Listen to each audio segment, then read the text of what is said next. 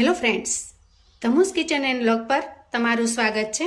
મિત્રો, આજે આપણે ગુજરાતી વિસરાતી વાનગી જુવારના ચમચમિયા બનાવીશું, જે ખાવામાં ખૂબ જ ટેસ્ટી અને મજેદાર લાગે છે। વરસતા વરસાદમાં એકદમ ઓછા તેલમાં કશું ચટપટું અને ટેસ્ટી ખાવાનું મન થાય તો આ રેસીપી એના માટે એકદમ પરફેક્ટ છે। તો ચાલો ટેસ્ટી એવા ચમચમિયા બનાવવાની રેસીપી જોઈ લઈએ। એના માટે સૌથી પહેલા આપણે અહીંયા 1 કપ જેટલો જુવારનો લોટ લેવાનો છે।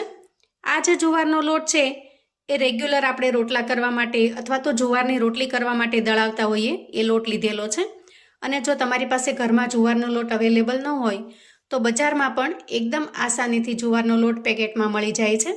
સૌથી પહેલાં અહીંયા થોડી કોથમીર લઈએ। કોથમીરને મેં એકદમ ઝીણી ઝીણી સમારી લીધી છે। જુવારનો લોટ ગુણમાં એકદમ ઠંડો હોય છે અને એ જ રીતે કોથમીર પણ ઠંડક અને શીતળતા આપે છે, જેથી આપણે અહીંયા કોથમીરનું પ્રમાણ થોડું વધારે રાખ્યું છે। પણ આ જ રેસીપીને જો તમે શિયાળામાં બનાવી રહ્યા હો તો તમે કોથમીરની જગ્યાએ મેથીનો પણ ઉપયોગ કરી શકો છો।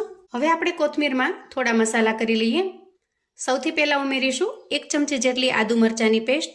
આદુ મરચાંની પેસ્ટને આપણે અધકચરી ખાંડીને ઉમેરવાની છે અને 3 થી 4 લસણની કળીઓને પણ આ રીતે અધકચરી ખાંડીને ઉમેરી દઈએ। તમે જો લસણ ન ખાતા હો તો સ્કીપ કરી દેવાનું। ત્યાર પછી ઉમેરીશું એકદમ બારીક સમારેલા લીલા મરચાંના ટુકડા। અહીં થોડું સ્પાઇસી બનાવવા માટે આપણે લીલા મરચાંના ટુકડા ઉમેર્યા છે। તમે જો બાળકો માટે કે વડીલો માટે બનાવતા હો અને ઓછું સ્પાઇસી બનાવવું હોય તો લીલા મરચાંના ટુકડાને તમે સ્કીપ પણ કરી શકો છો। 5 ચમચી જેટલો લાલ મરચાં પાવડર ઉમેરીશું અને 5 ચમચી જેટલી હળદર ઉમેરીશું। અડધી ચમચી જેટલું આખું જીરું લઈ એને બંને હાથથી ક્રશ કરી લઈએ અને ત્યાર પછી ઉમેરી દઈએ। અહીંયા ચમચમિયામાં જીરુંનો સ્વાદ ખૂબ સરસ લાગે છે। તમે ઈચ્છો તો અહીંયા જીરુંની જગ્યાએ અજમાનો પણ ઉપયોગ કરી શકો છો।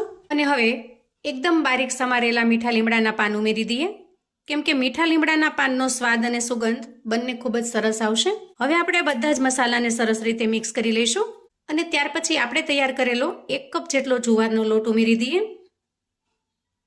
અને સરસ રીતે મિક્સ કરી લઈએ। અહીંયા તમે ઈચ્છો તો થોડા વેજીટેબલ્સ પણ ઉમેરી શકો છો વધારે હેલ્ધી બનાવવા માટે, પણ જો પરફેક્ટ ટ્રેડિશનલ રીતથી જ બનાવવા હોય તો આ રીત એકદમ સરળ રહેશે। હવે આપણે અહીંયા અડધા ગ્લાસ જેટલી ખાટી છાશ લીધી છે। એ છાશને આપણે મિશ્રણમાં ઉમેરીશું અને થોડી થોડી છાશ ઉમેરતા જઈ મિશ્રણને તૈયાર કરીશું। તમારી પાસે જો છાશ થોડી મોળી હોય તો તમારે ઘાટી છાશ લેવાની અને જો છાશની જગ્યાએ દહીં ઉમેરવું હોય તો 2 ચમચી જેટલું દહીં ઉમેરી પાણીનો ઉપયોગ કરી લોટના મિશ્રણને તૈયાર કરવાનું છે। હવે જુઓ, બધી જ છાશ આપણે અહીંયા વાપરી છે, જેથી 1 કપ જેટલા લોટનું મિશ્રણ તૈયાર કરવા માટે આપણે અડધા ગ્લાસ જેટલી છાશની જરૂર પડશે। હવે આ મિશ્રણ તૈયાર કર્યા પછી થોડી વાર માટે ઢાંકી અને રેસ્ટ થવા દેશું, કેમ કે જુવારનો લોટ જેમ જેમ પાણી ભવશે એમ થોડો થોડો ફૂલતો જશે, જેથી 5 મિનિટ રેસ્ટ થઈ જવાથી એની પરફેક્ટ કન્સિસ્ટન્સીમાં આવી જશે। અંદાજે 5 મિનિટ પછી આપણે લોટને ચેક કરી લઈએ તો જુઓ, લોટ છે એકદમ સરસ ઘાટો બન્યો છે, થોડો કઠણ થયો છે। આ સમયે આપણે એમાં 1 ચમચી જેટલા તલ ઉમેરીશું। તલનો ટેસ્ટ આમાં ખૂબ જ સરસ લાગશે, એકદમ સરસ ક્રન્ચી। થોડી કસૂરી મેથી ઉમેરીશું એકદમ સરસ રીતે ક્રશ કરીને અને છેલ્લે ઉમેરીશું સ્વાદ પ્રમાણે મીઠું। અહીંયા જો તમે ઈચ્છો તો થોડા ચીલી ફ્લેક્સ પણ ઉમેરી શકો છો, કેમ કે ચીલી ફ્લેક્સ વાળો નાસ્તો બાળકોને વધારે પસંદ આવતો હોય છે, તો ઘણી વખત હેલ્ધી ખવડાવવા માટે થોડા ટ્વિસ્ટ કરવા પડે છે।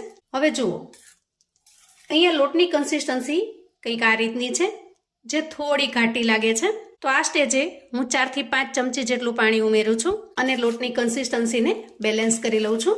તો જુઓ, અહીંયા માત્ર થોડું જ પાણી ઉમેરવાથી કન્સિસ્ટન્સી એકદમ સરસ રીતે તૈયાર થઈ ગઈ છે અને બસ આ રીતે જ આપણે બેટરને બનાવીને તૈયાર કરવાનું છે, જે બહુ ઘાટું પણ ન હોય અને સાવ પતલું પણ ન હોય। હવે તૈયાર થયેલા બેટરને આપણે સૌથી પહેલા તો સરસ રીતે ફેંટી લઈશું, જેથી લોટ એકદમ સરસ થપી થઈ જાય, એકદમ હળવો બની જાય અને નાસ્તામાં એકદમ સરસ જાળી બને।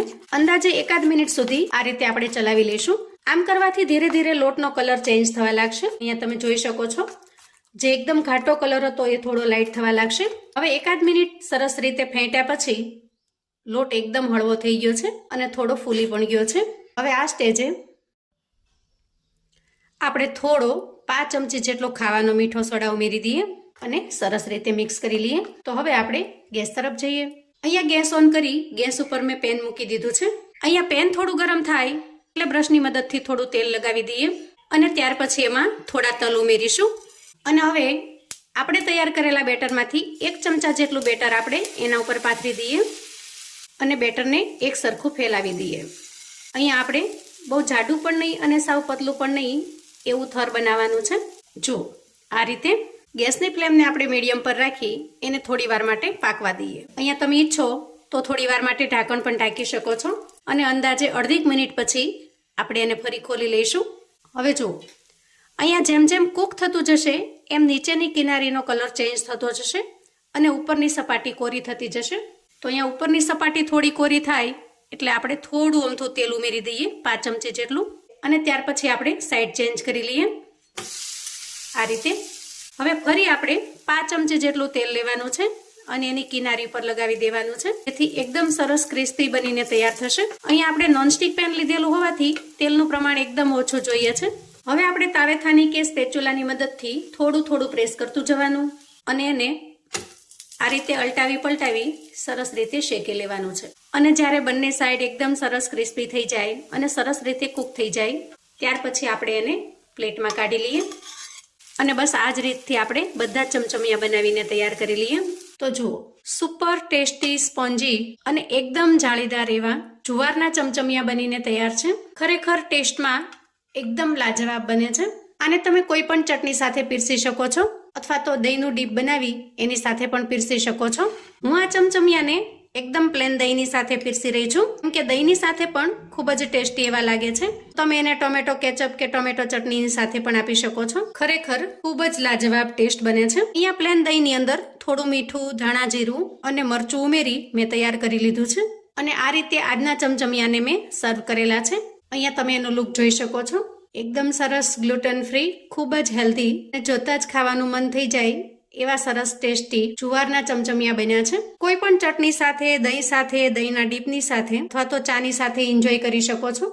આ ચમચમિયા ડાયટ કરતા લોકોને અથવા તો ડાયાબિટીસ વાળા લોકો માટે એકદમ બેસ્ટ બની રહેશે, કેમ કે ગ્લુટન ફ્રી હોવાથી એકદમ હેલ્ધી બને છે. તો તમે ક્યારેય જો આ રીતે જુવારના ચમચમિયા ટ્રાય ન કર્યા હોય તો એક વખત ચોક્કસથી બનાવજો અને ફીડબેક મારી સાથે શેર કરજો.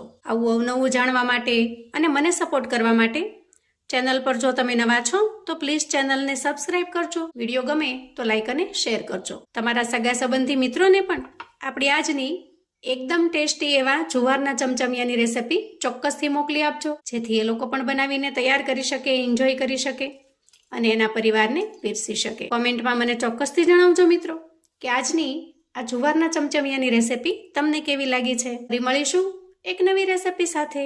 ત્યાં સુધી આવજો મિત્રો.